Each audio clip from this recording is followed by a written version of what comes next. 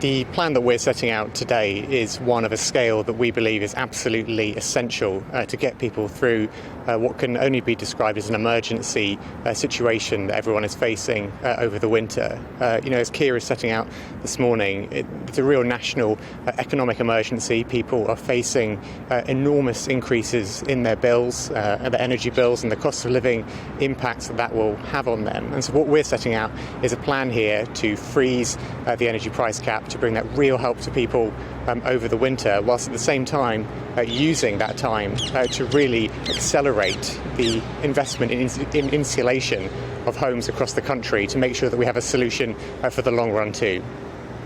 Forgive me, James, but you guys can suggest all you want, but you're not in power. Why would we take this seriously? I mean, you're 2 years away from being able to implement anything like that. Well, I think if you look at the government at the moment, we've got a zombie government in number 10. We've got two Conservative leadership candidates who haven't got any plans of their own, which will really match the scale of the economic emergency that we're facing.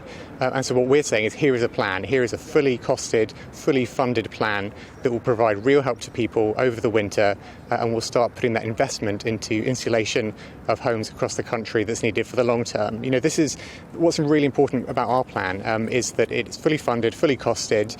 The government could adopt it straight away and implement it, and it would bring help to people as people are really, I think, feeling, at least anxiety and in many cases despair and fear at the price rises which are coming down the line. This plan the government could adopt straight away, could implement, and it would help people across the winter ahead. It certainly would help people across this winter, but the Institute for Fiscal Studies have said this is actually an illusion because in the long term, they say, that it will reduce interest debt payments in the short term, but unless you maintain these kind of subsidies permanently, it won't reduce them in the long run. Inflation will be higher later on. So is this sort of an emergency stopgap strategy? And have you thought about what to do and what position we might inherit then a year from now if this comes into force?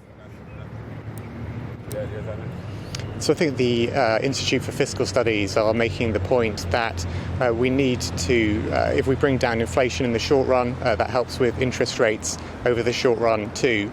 They're also making the point, rightly, that we need a long-term solution. And that's exactly what we're saying as well, which is that if we put in place these emergency measures to keep down energy bills over winter, we would also want to see investment in renewables, the insulation in homes across the country improved in the way that I set out, measures to keep inflation down in the medium and long run. All of these steps which we could take over the winter and going into next year would try and put us on a more stable footing in the long term. So, there has to be a long-term plan put in place, which is what we're saying should happen over the winter. But right now, there is an urgent emergency which we need to respond to, which the country needs to respond to, and which people need help with when they're facing energy bills going up by the astronomical amounts which are forecast for later this year.